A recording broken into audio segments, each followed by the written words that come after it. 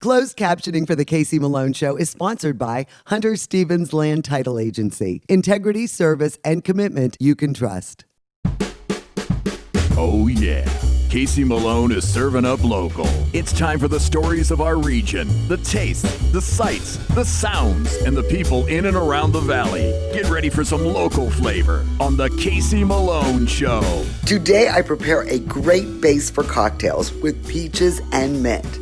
And I pay a visit to CR Brewing Company in Newcastle. But first, a visit with portrait artist Irene.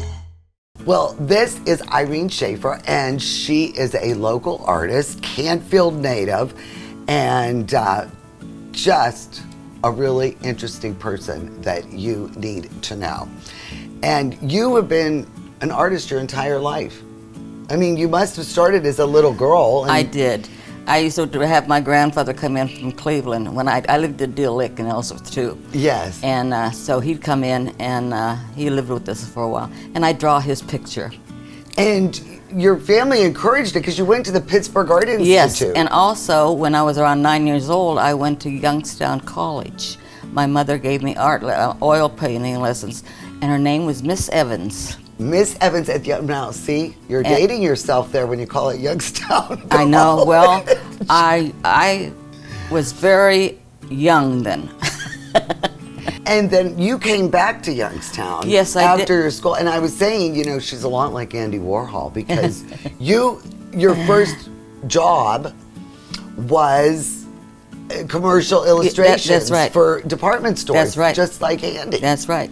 I took up that, and what kind of things did you draw for the department stores? Usually, like I draw everything. I mean, I did everything from notions when they had the page full. They didn't take pictures then.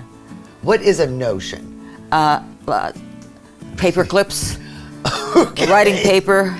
Yes. Attacks, memo papers. So it was all for like the store ads. It was in the store ads. They didn't take photographs of things because they came out muddy in the newspaper. Well, yeah, and it was probably really expensive for that transfer. That's why, well, like when I did furniture, I'll tell you about that later.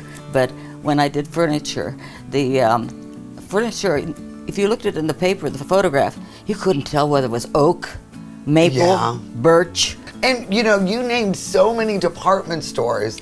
When we were talking earlier, you know, went back to Abraham's. Yes. Livingston. Yeah, well, I did that on my freelance. And I did that, and then when I went to McKelvey's. Yes. And then I went after I married Dr. Schaefer. Yes. I was bored. And I mean, golf on Tuesdays wasn't enough, you know. Yeah.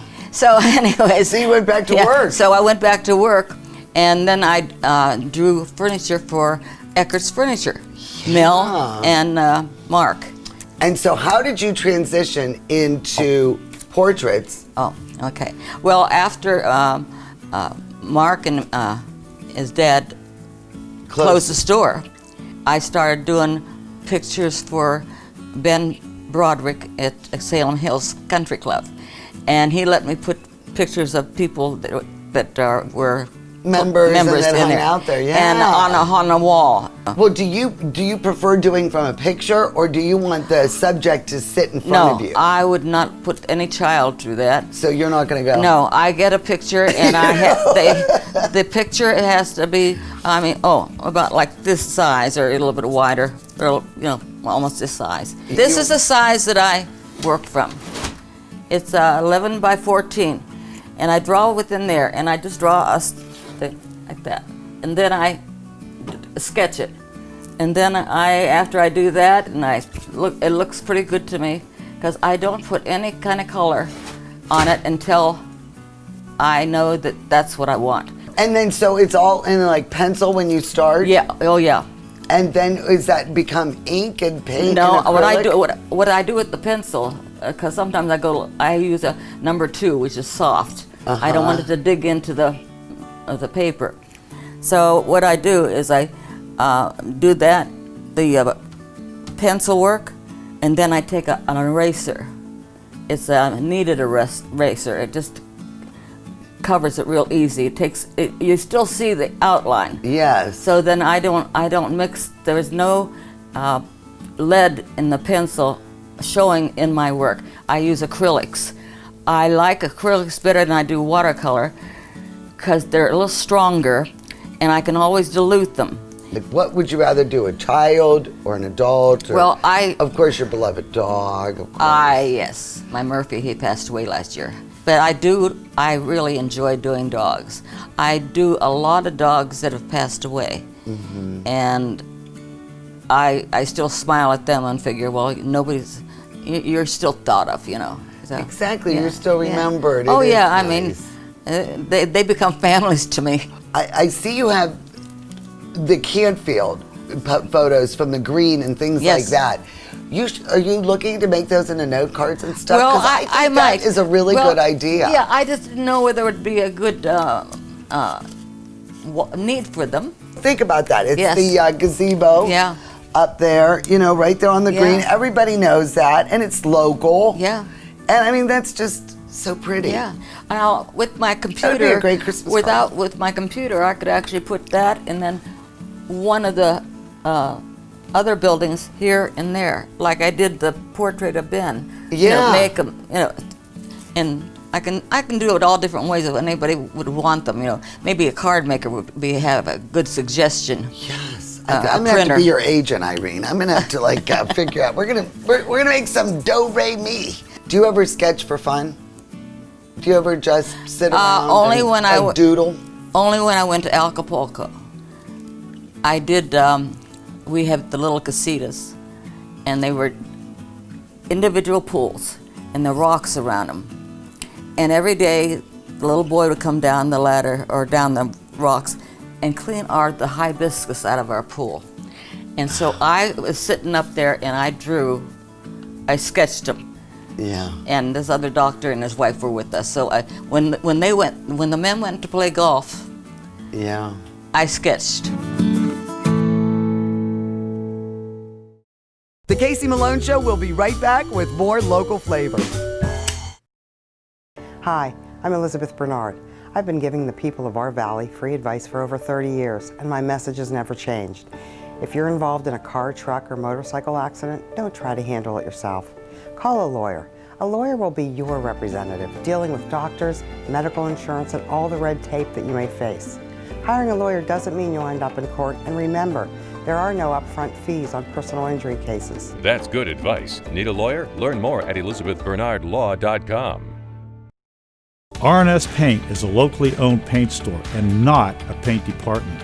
Inspiration comes easy when choosing exciting Benjamin Moore colors and finish. Over 3,400 vibrant and durable colors are yours at R&S Paint. Family-owned Mayflower Woolham Insurance Group is your full-service independent agency. Our family works with a variety of insurance companies, so you have the best choices for your insurance needs. Let us find the right product at the right price. Personal lines, business, farm, commercial insurance, life insurance. Trust locally owned Mayflower Woolham. You focus on what's important. We'll take care of the details. Mayflower Woolham, close by with 3 locations to serve you. Woolley Brothers has a great choice of quality cheeses. We use our relationship with Old Road Houses to specially select the product and then have it custom cut and packaged by our own local artisans. At Woolley Brothers Market, our family is in the store.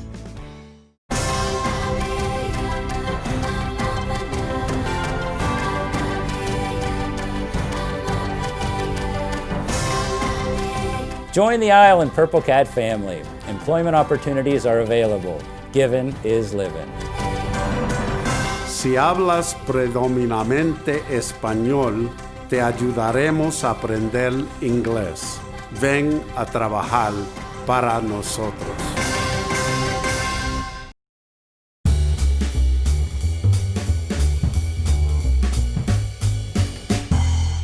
I really enjoy making recipes with fresh seasonal ingredients.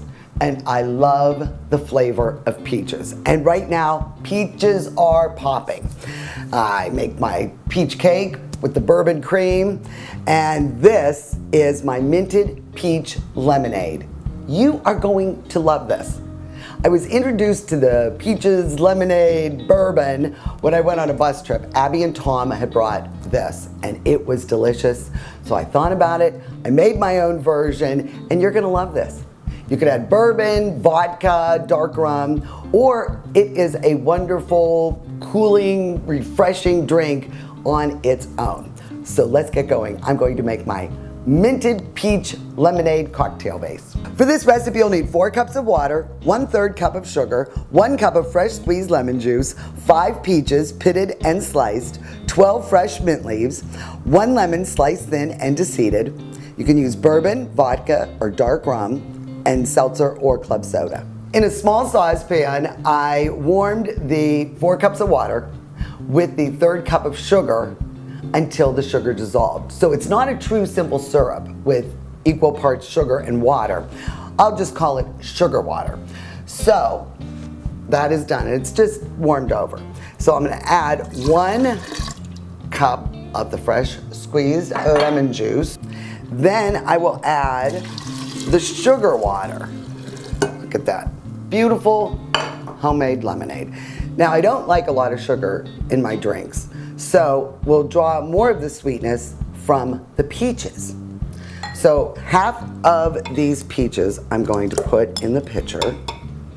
Look at how beautiful they are. They're so nice and ripe. Try to use ones more on the soft, ripe side because you'll draw more flavor. So that's about half of them in the pitcher. And then I'm going to add the fresh mint. And I'm not going to chop the mint, I'm just using the smaller leaves. And then what we'll do is use a potato masher or a whisk, and we are just going to bruise the mint and crush, smash, whatever you want to call them, the peaches, so they break up a little bit and their juices are imparted in the lemonade. I mean, this is such an easy recipe. And after we've mashed these peaches up a little bit, you don't want to break them up too much, but just enough to release those juices, and make sure you get that mint flavor in there too, okay? So now that that is done, we've got a peach stuck in there. We will add the lemon slices, just 1 lemon, and the rest of the peaches. And that's it. Okay, then we are going to just stir it together once more, make sure everything blends together, and then get that little peach out of there. You're not getting away. And we'll just cover this, put it in the refrigerator for a few hours or overnight, just to let all these flavors meld together. So I'll get this in the fridge, chill it, and then we'll come back and make you a cocktail. Well, we let this sit for a few hours, nice, cold, and refreshing. So let's assemble our drink. I'm gonna go with bourbon, a little sour mash here, old number 7. Add that to a nice tall glass. Then I am going to fish out a peach and a slice of lemon. Oh yeah, what the heck, and get a little mint in there. Put those in my glass, and then I'm going to pour out the lovely nectar of this drink and keep it light and keep it refreshing. Just top it with a little bit of seltzer or club soda, whatever you prefer. If you want it sweeter, 7-Up would be good too. Then we just mix it up. Now, doesn't that look refreshing? And give it a try. Oh my goodness. This is so delicious, and it's so easy. You know, if you want to do this for a party, you can add the alcohol to it. But a lot of people don't like the darker liquors. Some people like rum, vodka. Let them choose what they want to add to it. And of course, if you have the kids, they can just enjoy this refreshing drink on its own. But I do like the seltzer because it lightens it up. So if you need the recipe for my minted peach lemonade cocktail base, all you have to do is go to my website, caseymalone.show, caseyfourthaug.com, and you will enjoy peach season that much more. It is a refreshing drink. Cheers. Delicious. The Casey Malone Show will be right back with more local flavor. To own a business where your name's on the window can be pretty cool. That's my family. My name is Danny Catullo, and I'm the owner of Catullo Prime Meats. My grandfather started the business in 1962. I was able to take our old style butcher shop and bring it out to the new age using e-commerce to get our products to more customers. When we started shipping, there was not a ton of information out there. That's where we really worked with FedEx so they could be able to help us with our perishable shipping. We were taking on new purchases that we never had to make before. Boxes, coolers, ice packs, anything that was involved around shipping. So we can no longer do this with the cash that we had on hand. So because of the Plum Card from American Express and all of its benefits, it was a natural fit to help grow our business. And when someone calls and lets you know that you made their dinner, that's satisfaction that you can't get anywhere else. My basement was dreadful. Cracked concrete, chipped tiles, it was my dumping ground. Carpet, vinyl, wood don't last. Now I have Pebblestone, the best basement floor covering, made with natural stone and the strongest man-made binder. Pebblestone evened out my floor. Easy to clean, resists moisture, and withstands flooding. You will love your basement. Call locally owned Pebblestone, the best flooring system. It's not just any stone, it's Pebblestone.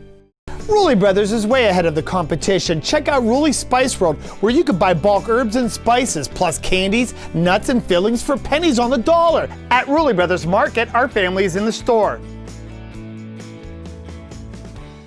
Here at Creekside Fitness and Health Center, we are focused on you, from cardio and strength equipment to classes and personal training. Your all-inclusive membership gives you access to a full-size basketball court, pool, hot tub, sauna, and steam room. And over 60 classes per week are all included free with your membership. Membership and personal training specials are happening now, so come experience life on the fit side at Creekside, your neighborhood gym. Selling engagement rings never gets old. It's love. It's a huge on-taping because they're going to wear that ring probably forever, but if they're not going to wear it forever, they're going to pass it down to somebody. Our rings will hold a lifetime, and we want to make sure it does. We stand by every single thing that we sell. I believe I can find the perfect ring. I really try to get them exactly what she would want. And to just be a little part of that is really, it warms your heart inside. Get real, get Kamara. He is back. That's right, Rude, the dude from the Magic Tree Pub and Eatery, is open for business. Oh, so glad. Yes, Casey. First, I want to thank everybody, all of our guests that have supported us over the last few weeks. It's been amazing just to see the response. But yeah, we're back in effect. Patio's open, inside dining's open. We're back to full menu. We'll be supporting all of our farms again, all of our local breweries, back to our happy hours, our weekend specials. So, you know, we're following all the guidelines. The staff's excited, and it's just, we're ready just to get back and keep going. Farm to table, great service, of course, a huge selection of beer and wine, and oh, I am just so glad. I missed you, Rudy. Yes, we are looking forward to it. So thank you again to the community, and we're looking forward to seeing everybody. Come on out, Magic Tree Pub and Eatery.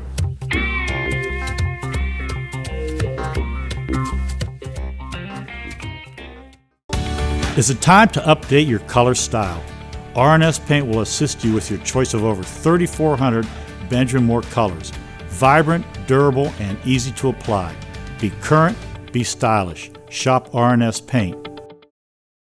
Well, today we're over here in Newcastle at the CR Brewing Company, which is a part of the Crane Room, and this is a family operation. We've got Greg Measle, who is one of the owners, and then an assistant brewer, his brother Jeff, brother-in-law Brian McDowell.